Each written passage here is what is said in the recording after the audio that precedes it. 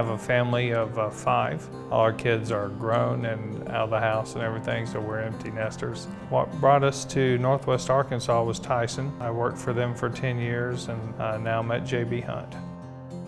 We were at Bentonville Church of Christ. We were there for years, and Decision Point was right next door, and so we were volunteer mentors. And I was actually bringing lots of young women and struggling women to celebrate recovery. I decided not only do these young women need CR, but I needed it too. I have hurts, habits, and hang-ups like everyone else, and so I love what Mosaic stands for. All are broken, all matter, and one gets the glory, and I thought that's a great transition from CR. And so we started attending Mosaic. I took a class on perspectives, and it gives you a feeling for outreach in the church. That made me come away with, well, you know, we really need to do something. We really need to spread the gospel, and how am I going to do that? There were multiple classes here taught on Sunday mornings that really impacted me. And I remember I'd heard a statistic that said the most unreached population groups are here in the United States. Lorie talked to Pastor Joshua Manning and Noel and discovered that he had a great need for the population that are in Noel. Said, hey, let's go there and see what we can do. This community changed a great deal within the last 20 years. Currently, Noel has 32 nations of birth, 11 languages spoken in the town.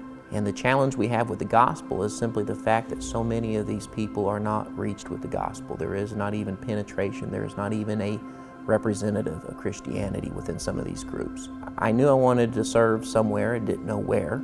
We knew that there was a need in this town. We didn't know this building was an opportunity until we were pursuing it. And so we came in with a couple families from another Baptist church down the road and started our church replant here. The Karen people started to come, and soon we became overwhelmed because there were Karen people and lots and lots and lots of children. We'll have 55, 60 people on a Sunday and think we have a good service. Half of those people may not be baptized believers. And so your actual followers of Christ that are present in this town is going to be a very small number. Right now, we have 3 services. We have Spanish, we have English and Karen, and we have Chukis. That is representing 4 of the 11 languages in town. Once we get there, Lorie has a lesson prepared. Right now she's teaching them the books of the Bible, have our service, and then they dismiss the children, and then Josh gets up there and speaks, and we take the kids and have them do coloring, and sometimes they'll perform a play, and then we usually have a party and have a reward for their efforts in learning books of the Bible or whatnot. We have a clothing drive that a lot of them use. We feel the kids are going to be the primary ones that share the gospel with their parents as time goes on. And before you know it, they're grown up or they're old enough to share it and talk about it. We've seen a great transformation in some of the children. So the challenge in this community is building relationships because each different community, each different context has to be addressed separately. Probably about half of our service on any individual Sunday is people that do not consider Noel as their only church home. We have a significant number of people that come to help disciple my Karen people, and they may have just attended a service earlier that morning. Craig and Lorie Joyner is a wonderful example of that. They are people that jumped on fairly early on, and Lorie is just very interested in the kids and discipling them. People like that help to do the structural parts of church while we disciple brand new baby Christians over an extended period of time. Right now, that's the life support and the blood of this church is other people who have a mission-minded heart.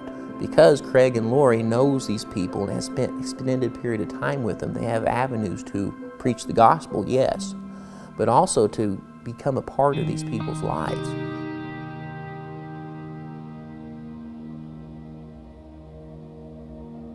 By being in Noel, it just gives you an appreciation for the things that others don't have. We have a fond appreciation now for the very simple things in life.